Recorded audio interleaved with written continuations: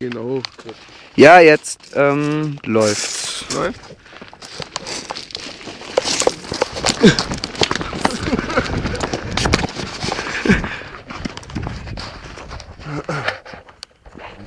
Reicht es?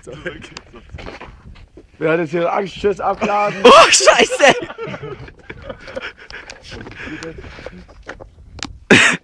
Ich hoffe, der verbrennt nicht einfach so. Ja, Roman. Wir müssen jetzt hier so lange stehen. Ja.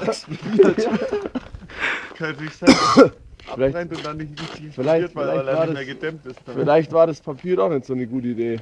Vielleicht war es zu kräftig geknüllt. Ja, aber da kann jetzt, so langsam müsste doch was passieren, oder? Du musst jetzt so eine Temperatur herrschen, dass der schon sich selbst zündet. Aber eigentlich zündet die. Weißt du, da hinten so eine Schwarzpulverseite oder irgendwie eine Zündseite. Wahrscheinlich zucken wir es alle gleich so zusammen. Ja. Was machen wir jetzt?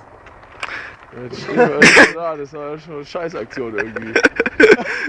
Ja, Roman, also der beste Böller ist es nicht, habe ich lautere gehört. Ja, toll, jetzt können wir warten, ob der irgendwann noch kommt oder eben verpufft ist. Sagen wir mal so, nach 10 Minuten können wir hin.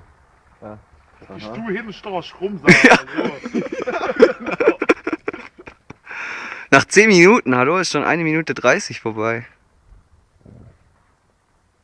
Vielleicht brennt der so einfach nur ab. Ja. Ja, aber traurig. Ja gut, der ist nicht dafür gemacht, dass man ein Feuerwehr, dass man eine Pistole wegschießt. Oder selber den Zündschnur reinbaut.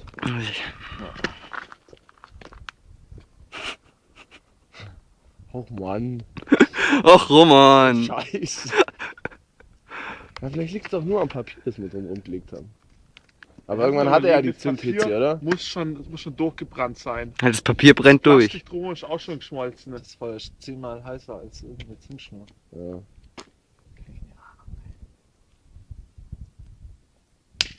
Ja, da war er, hey! Glaube ich nicht, oder?